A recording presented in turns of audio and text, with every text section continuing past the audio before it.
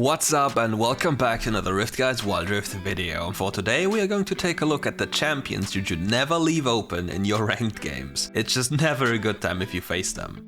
First up, we have a champion that is probably one of the hardest to execute, but at the same time one of the most rewarding if you master her properly. As a champion, she is scary thanks to her possible item choices. But don't get fooled. Trinity Force is really not a good item on her. It offers too little for its price tag and other items are just better. If you're facing a lot of AP champions, you can rush Blade of the Rune King into a Wit's End and then build the Death Stance. Otherwise, you can just go Blade into Death Stance. This combination of items makes this champion unkillable unless the enemy team has a lot of DPS on their team, which usually isn't the case when they have a lot of AP on their team. The other issue with this champion is the way it deals damage. You can almost think of it as a melee marksman in terms of DPS. And if that wasn't enough, she's also more mobile than a Fiora, but that heavily depends on the Irelia skill. Another thing most players don't know or don't take into consideration is the fact that Irelia's second ability cannot be cancelled by any enemy ability. It still keeps on channeling even if you get stunned. But why is this so important? This ability offers a massive damage reduction as you're channeling it, so when you know that a lot of burst NCC is incoming, make sure to press and hold it.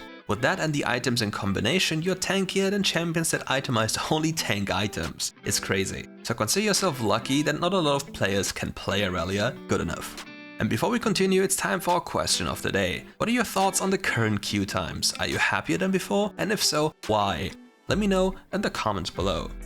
Next up, we have Zed. This champion is probably the bane of every mid and dragon laner as nobody wants to really play against him. His laning phase is not that convincing, at least levels 1 to 2. However, on level 3 he can really start being obnoxious thanks to his high burst damage. He is also a secret that a lot of Zed players don't know about. Why would you even start with your first ability into a melee matchup you can win? Why not just skill your third ability and abuse its power? Especially on level 2, you might be able to cheese yourself a sneaky kill by placing your shadow in a smart manner. Don't forget that in this game, Zed's third ability deals bonus damage if he hits you with his normal version and the mimicked version that's cast by his shadow. Doing so and having the shadow placed well can get you a quick kill if the enemy makes a mistake. Nonetheless, the main power from Zed stems from his first item and the ultimate ability. Thanks to autocasting being a thing, Zed can just mash his buttons on level 5 and you're most likely going to kill anything anyway. That isn't too tanky, of course. Especially with Cyrilda, it gets borderline impossible to miss spells. However, that item isn't the reason why Zed is such a problematic pick. Thanks to the power of Youmuu's Ghostblade, this champion is able to travel around the map way too fast, which is certainly one of the factors why your Dragon lane always ins against that champion. I mean, they probably die to any champion that leaves mid lane, but that's not the point here. Once the Zed starts to snowball, it's going to look really dire even as a tanky champion. Black Cleaver and Cyrilda's Grudge will make sure that he's going to kill them anyway. But not only that, it's also about how his Deathmark works as a spell. After 3 seconds, the mark triggers, repeating a portion of all the damage Zed dealt to the target while they were marked. And that is some really nice damage. The following champion is also someone you don't want to leave open ever, at least in the higher elo. People who've mastered this champion are like the old Katarina players, but 10 times worse as this champion has an actual overpowered laning phase. Taking away a bit of his AD early game surely helped a tiny bit, but it didn't fix the issue. If anything, it kinda pushes Akshan to take Brutal over Vampirism, which can hurt his laning phase if he doesn't do so. Other than that, he's more than fine. But here's the real deal on how you're going to stomp everyone with Akshan. As you're skilling your abilities, you want to put 1 point into your first ability on level 1. Afterwards, put your points into your third ability on level 2 and 3. Curious as to why you should do that? Take a look at the ability's base damage and think about what you can do with that. Getting a full swing onto a champion almost instantly kills the champion on level 3. Go, give it a try, it's nuts, and please rush Blade of the Rune King, you will thank me later. The bonus on hit damage you gain thanks to your passive as well as your third abilities on hit conversion are surely something you have to consider. You also need to be aware of Blade's fine print. Regardless of how much HP the target has, Blade's on-hit damage will always deal a minimum of 15 damage. In addition to that, stealing some of the enemy's movement speed can really set you up with a free kill the moment anyone slightly mispositions, which in solo queue happens like every 10 seconds.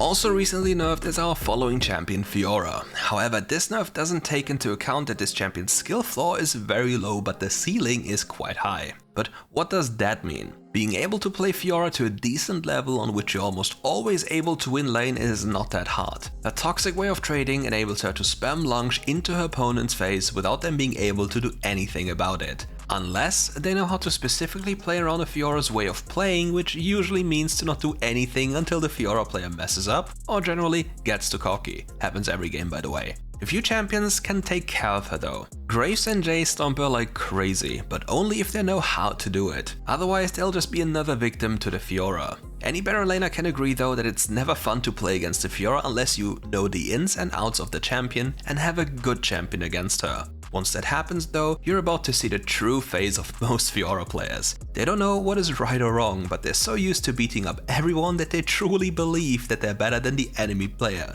In reality though, it's just the champion being overtuned and not the skill of the player that lets them win. Like, imagine lunging into a Jayce level 1 and thinking that you're going to win that trade. Absolute peak delusion. But it works too many times because people don't know what they have to do. So please listen, learn and own some Fiora players. For the jungle fans or haters, we have the usual criminal for you. If you don't believe in that, you're also more than welcome to just ban Pantheon, cause that champion is similarly annoying. However, it's time to speak about Lee Sin again, and maybe, just maybe, this champion will get the nerf he deserves. But who knows, maybe he's just going to struggle a bit more while clearing his jungle, so Riot is gonna step up and buff him again. Jokes aside, please don't buff this champion, and please don't encourage people to play this champion. At least until you remove passive experience. The amount of Lee Sin players sitting in a brush just to annoy people is too high, and it's too forgiving to just chain gang in the jungle role with a specific champion. If possible, I'd like to see a few jungle changes in the future, but that put a little bit more emphasis on clearing efficiency. We had some cool little mechanics earlier, for example on Rengar and Kha'Zix, until they got nerfed. Most players just did a free camp clear and minded their own business at Scuttle. But the hidden strat was to do a 4 camp clear without killing the blue buff. And it turns out being level 4 and at Scuttle before it spawns is a little bit better than being level 3 and flipping a game. Back to Lee Sin though. This champion forces the enemy team to respect him. If they don't, they're in for a lot of trouble. His mobility is insane as he can just dash around as he pleases. No ward needed to safeguard too. And the real problem just starts once any laner gives a kill to that Lee Sin, cause kills offer a really interesting amount of experience. And after that, your life as a jungler is most likely over, as he's going to continuously run you down wherever you are thanks to his accelerated access to Ghostblade. Last but not least, we have another known criminal for you. Jayce is still overtuned, needs to be picked or banned as fast as possible, or you don't want to win your games, sorry to say it that way. The issue with this champion is his early power that translates a little bit too well into the mid and late game. Being able to build Mana Mune as your first item and still crush your lane surely helps making this champion even better. Did you know his second ability in ranged form increases his attack speed to the maximum? So those black cleaver stacks are going to be applied super fast, which means more damage, and we all love dealing more damage, don't we?